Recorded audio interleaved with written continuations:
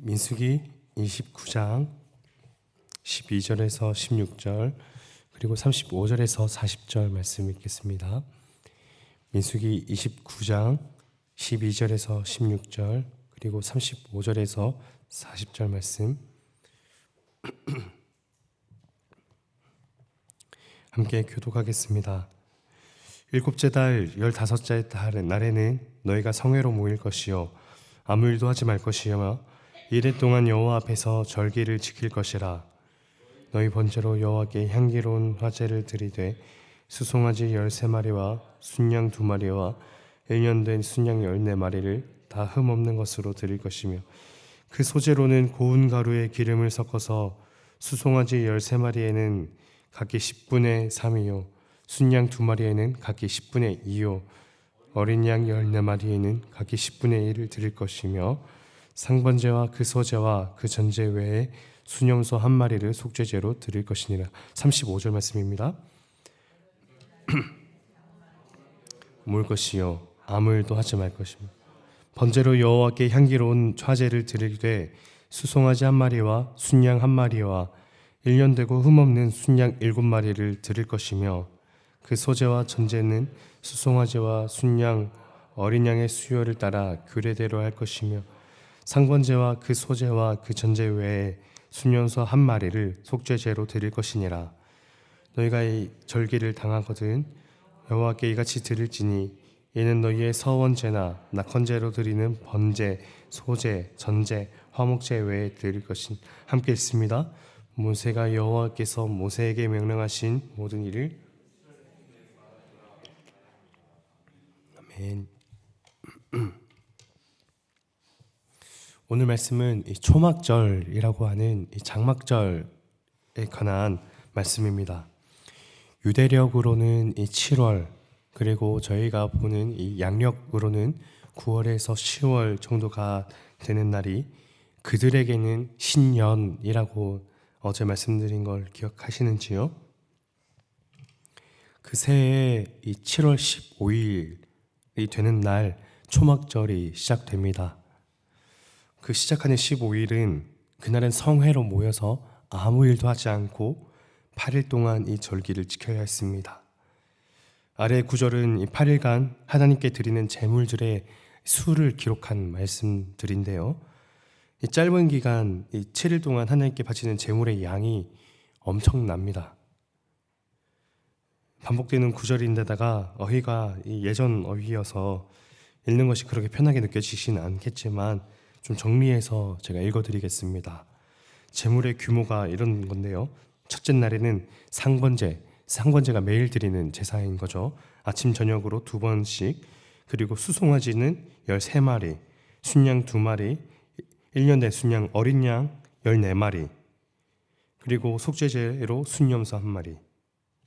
그리고 둘째 날에는 똑같이 상번제 2마리, 수송아지 12마리, 순양 2마리, 또 어린 양 순양 14마리, 속죄제 순염소 1마리. 그렇게 해서 셋째 날에는 수송아지 11마리를 제외하고 나머지는 같습니다. 넷째 날에는 수송아지 10마리를 제외하고 나머지 같아요. 그렇게 해서 이 날이 이어질수록 수송아지는 1마리씩 줄어들지만 나머지 제물들의 양은 똑같습니다. 그리고 여덟째 날에는 장엄한 대회, 거룩한 성회로 모여서 아무 일도 하지 않고 상번제를 2번 드리고 수송아지 1마리, 순양 1마리, 어린 양 7마리, 속죄제 순염소 1마리를 마지막으로 이렇게 드린다고 해요. 이 모든 일주일 동안 드려지는 이 제물의 숫자를 합하면 수송아지만 무려 70마리에 해당됩니다.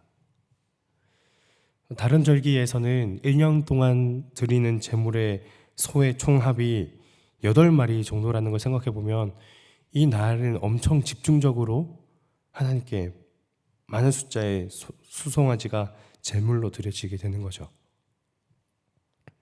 순양은 일주일 동안 2마리씩 총 14마리가 드려지고요. 역시 마찬가지로 다른 절기에서는 5마리 정도를 드리는데 이 절기만큼은 14마리를 드립니다. 그리고 어린 양은 총 98마리가 드려집니다. 그 다른 절기에서는 37마리 정도가 드려지는데, 그걸 생각하면 이 역시 엄청난 숫자가 이 기간 동안 집중적으로 드려지는 거죠. 이토록 많은 제사를 제사장들이 드리고, 그렇다면 백성들은 이 날 무엇을 할까요? 일주일 동안 편안한 집에서 떠나 초막에서 생활합니다. 초막 안에서 온 가족이 일주일 동안 불편함을 겪는 거예요. 그 불편함을 통해 떠올리는 겁니다. 광야 생활 동안 어려웠던 시간을 기억하고, 그때 시간 동안 하나님께서 우리를 신실하게 인도하셨다는 사실을 감사하는 날이죠. 그렇게 그들은 단순히 초막을 짓고 일주일 동안 생활한 것만이 아니라 자연에서 나뭇가지를 찾고 종려나무 가지와 시내버드를 묶어 들고 다니며 호산나라고 외쳤다고 합니다. 하나님의 그 구원을 계속해서 떠올리고 그것을 함께 나누며 다시 상기하게 하는 생활을 했던 거죠. 저희 캠핑 많이 하시죠? 저는 아직까지 이 캠핑이라는 것을 제대로 한 번도 즐겨본 적이 없어서, 이 캠핑을 예로 드는 것이 캠핑을 자주 즐기시는 분들에게는 무척이나 단편적인 말씀처럼 들릴 수도 있겠다 생각하는데, 여하튼 이 캠핑을 떠나는 이 심정만큼은 좀 어렴풋이 이해가 될 것 같습니다. 일상에서 벗어나는 것이 주는 활력 같은 것, 새로운 마음가짐, 그런 것들을 이제 뭐 캠핑이나 또 뭐 여행을 통해서 많이들 얻으시잖아요. 저는 이런 것을 멋없게 제 식대로 이렇게 표현했지만, 데이비드 실즈라는 미국의 문학평론가는 문학은 어떻게 내 삶을 구했는가라는 책에서 이런 구절을 적기도 했는데 한번 읽어드리겠습니다. 고통은 수시로 사람들이 사는 장소와 연관되고, 그래서 그들은 여행의 필요성을 느끼는데, 그것은 행복을 찾기 위해서가 아니라 자신들의 슬픔을 몽땅 흡수한 것처럼 보이는 물건들로부터 달아나기 위해서다. 무슨 말인지 이해가 되시나요? 슬픔을 몽땅 흡수한 물건들로부터 달아나기 위해서 여행한다는 거죠.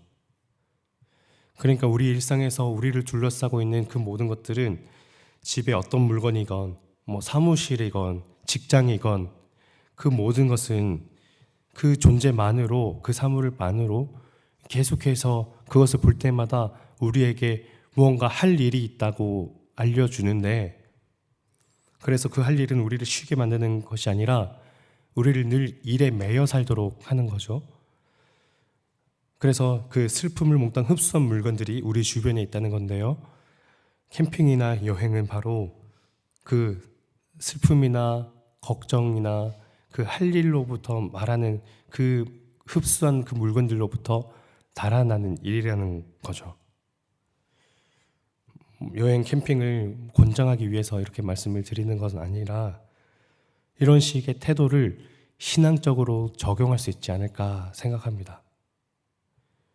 이 초막절이라는 것이 그 사람들에게는 바로 이런 형식으로 적용되었지 않았을까요? 생업으로 저마다 바쁘게 하루하루를 보내지만 잠깐 그 일로부터 달아나서 초막으로 나아가 거기서 우리 가정이 일주일 동안 지낼 수 있는 초막을 짓습니다. 재료는 한정되어 있겠지만 정해진 모양이나 방법은 없었으므로 저마다 제각기의 초막을 지었을 거예요. 그래서 그들은 그 안에서 이런 식의 대화를 나눴을 겁니다. 우리 조상의 애굽에서 나와서 이곳에 오기까지 40년 동안이나 이런 생활을 했단다. 교과서에 적힌 몇 마디의 문장으로 배우는 지식이 아니라 직접 그 생활을 살아보면서 체험하면서 신앙을 더욱 생생하게 자녀들에게 전수되었을 겁니다.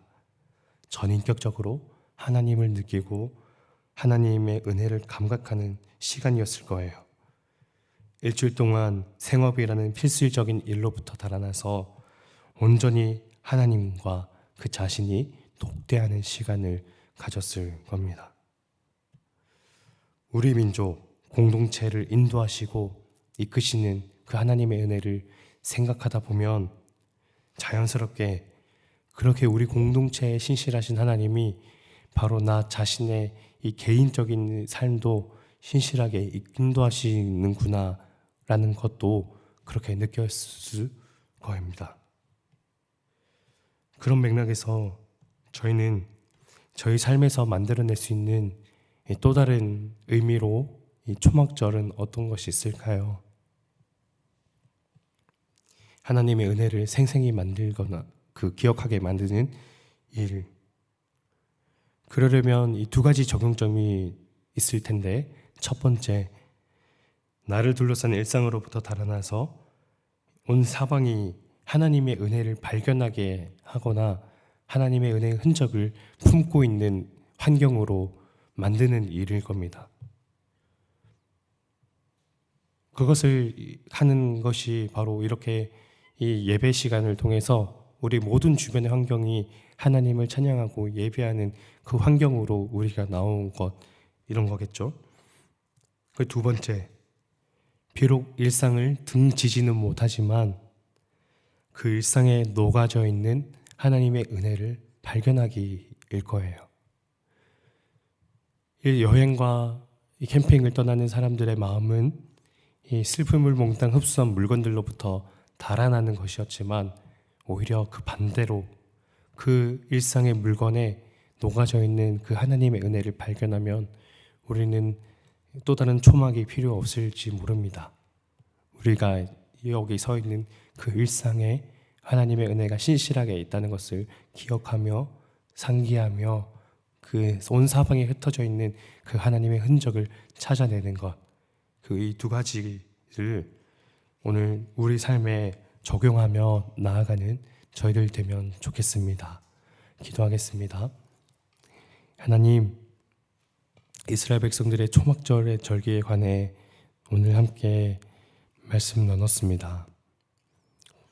이 초막절이 이스라엘 백성들에게는 하나님께서 그들을 인도하신 그 일을 가족과 함께 나누고 또 그리고 그 은혜를 계속 교과서에 적힌 문장으로 배우는 것이 아니라 자신이 직접 생생하게 그 환경을 체험하면서 하나님의 은혜를 그들은 더욱 직접적으로 느꼈을 텐데요. 그런 점에 빗대어서 저희들도 저희들의 또 다른 초막절을 저희 삶에 마련하길 원합니다.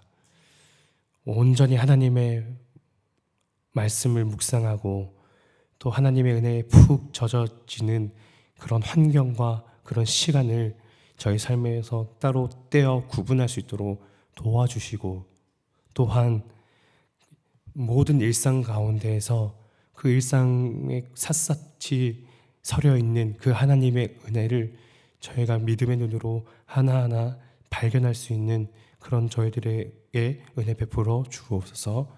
예수님 이름으로 기도드립니다. 아멘. 오늘 이 두 가지 기도 제목 놓고 기도했으면 좋겠습니다. 오늘 말씀의 내용을 놓고 말씀에 있는 이 두 가지 적용점, 사방이 하나님의 은혜를 발견하고 또한 예배하는 그런 환경과 그런 시간을 저희 삶에서 더욱 확실하게 구분해낼 수 있도록 해달라고, 또 그리고 그렇지 않다면 우리 일상에 하나님의 은혜가 이 곳곳에 서려 있다는 것을 저희가 믿음의 눈으로 잘 발견할 수 있도록 해달라고, 그리고 두 번째는 이스라엘 백성들이 이 초막절 날 그 하나님의 은혜를 이 자녀들에게 자신들의 언어로 그렇게 전수했던 것처럼 저희 가정에도 그 하나님의 은혜를 나누고 또 그리고 권면하고 내가 받은 은혜를 자녀들에게 잘 전수하는 그런 믿음의 복된 가정 될 수 있도록 해달라고 각자 가정 기도 제목 가지고 우리가 기도하며 나아가겠습니다.